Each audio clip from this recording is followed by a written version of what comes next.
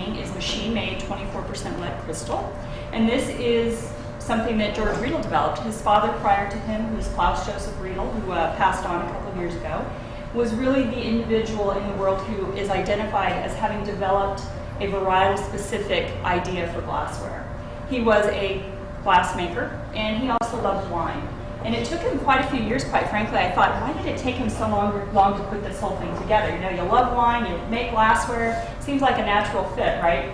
But actually, when he was, right after World War II, he was enjoying some time in Italy and had made some friends down there and some sommelier friends, no less. And they really helped him fine-tune the original shapes from our sommelier series, which remains our flagship handmade, mouth-blown glassware that were really developed, with the development starting in about 1958 to really fine-tune those shapes.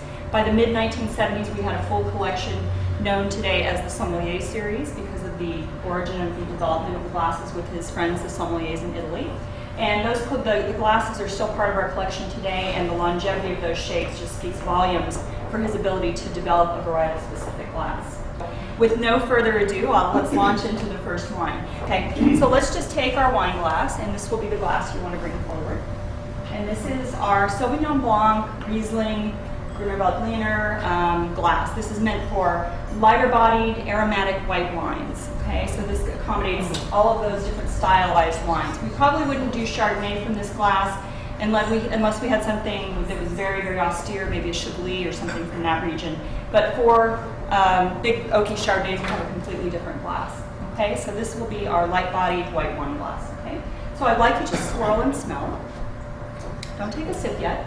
But when we swirl, what are we doing? We all know we're opening up the aromatics. We're releasing the volatile esters. So what we're getting on the nose when we swirl is just a beautiful sort of quality of Sauvignon Blanc. Right, so let's release those volatile esters a little bit more, and then I'm going to ask you to go ahead and take a little sip.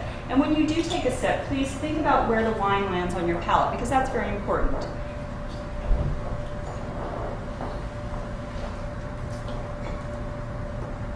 Got that beautiful grassy component, that little quality that just kind of makes your mouth pucker a little bit. And then we're going to pour this into glass one, which is our Joker glass. It would be on the lower left-hand corner for you. Now, as I mentioned, this is a little bit unfair, okay, because this is a heavy, clunky glass. It's shorter than our Riedel glass, but it's heavier, much shorter, thicker stem, and it has what we call a rolled rim. So that's one of the first and most significant differences. The Riedel glasses always have what we call a sheared rim or a cut rim, and then they're laser polished so they're comfortable on your palate. But this has what we call a rolled rim. Now this is, we like to joke that this is a weapon. You know, if you're really mad at somebody, you could throw this thing and do some damage, okay?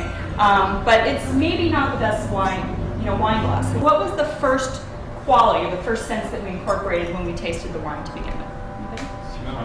How about the visual? Because before anything else, you have to see the wine glass. Is this as pleasing to your eye? Is it as elegant, has as much finesse? No, it's a little bit clunky, as I mentioned, kind of like a weapon. We then pick it up and it's very weighty, it's heavy. We go to swirl it and it's a little more challenging. We might get a little on our clothes if we're too vigorous. So let's go ahead and smell. Check the aromas. Are they as vibrant, as deep, as concentrated? Do we get a depth of a range of aromatics? No, we don't. We lose the citrus, we lose the grass. It's kind of just all about whiny smell. Whiny smell. Yeah, I mean, you would be perhaps challenged to identify the varietal if you didn't know what was in the glass. You'd say, well, of course it's white wine because I can see that. But if just on the nose, I think that you would be a little bit challenged. So let's go ahead now and take a little sip.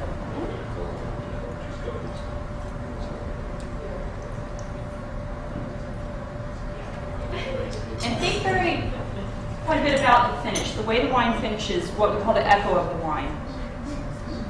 Very dry, astringent on the back, almost sour. It almost gives you the sense of heartburn in a way. It's almost like sucking on a raw lemon, if you will. You get that true, very aggressive acidity from this wine that we just didn't see out of the proper Riedel glass. Does everybody agree? Is there anybody that likes it better out of this? And it's okay. We'll have to ask you to leave, but this is a big New World style Chardonnay glassware. We call it the Montrachet bowl. Those of you who know the growing regions for Chardonnay in France know that Montrachet is that region that produces big, beautiful, buttery, sort of creamy style Chardonnays, whereas some other areas produce leaner, more austere style Chardonnays. So they really have a full range of Chardonnays. We named it after that region because it's meant for those big, creamy Chardonnays.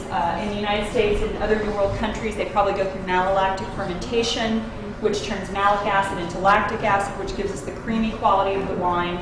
And so that's where we get that sort of creamy, effect on the palate. Texture and temperature, as I mentioned, is very important. Texture is also very important. We sometimes think of it as the sixth sense, if you will, with wine, because there is certainly a textural feel with wine out of the proper glass on your palate. Okay, so swirl and smell. Go ahead and take a sip. Oh, okay. Now, big difference between these two glasses, the width of the rim. When you have your mouth on this glass, your lips are naturally going to assume a certain shape. When they're on this glass, they're going to be a little more pursed. This all directs the way the wine flows onto our palate. This is a more broad delivery on the palate, so you're hitting the side of the tongue where we tend to pick up more acidity out of the wine. This will direct it more toward the center of our palate and avoid the acidic receptors that primarily congregate on the side of our palate. They're really all over the tongue, but we have them concentrated a little bit more on the sides of the palate.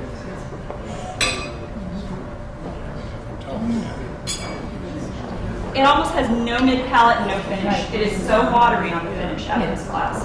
I think because Pinot Noirs are so finicky, so particular, have to be really perfectly crafted in the best terroir in the world, the glass really is so important to our enjoyment of them. And George Riedel says that he thinks that Americans don't really like Pinot Noir. They want to, but because they have it in the wrong glass, it just becomes this very acidic, tightly closed, less interesting wine. So I hope you enjoy this, as this is my favorite glass, and I love Pinot Noir. So let's see what happens here.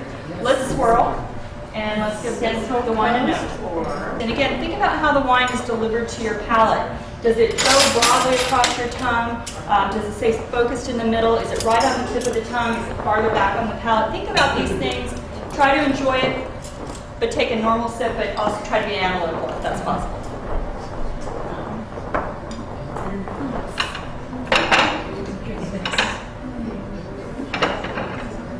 Actually, I think it's really nice. We get full layering with this. We get all of these different components. We definitely get the fruit. There's a nice little hint of the finishing acidity that again would make it beautiful to pair with certain foods. Not too overwhelming on the acid finish though.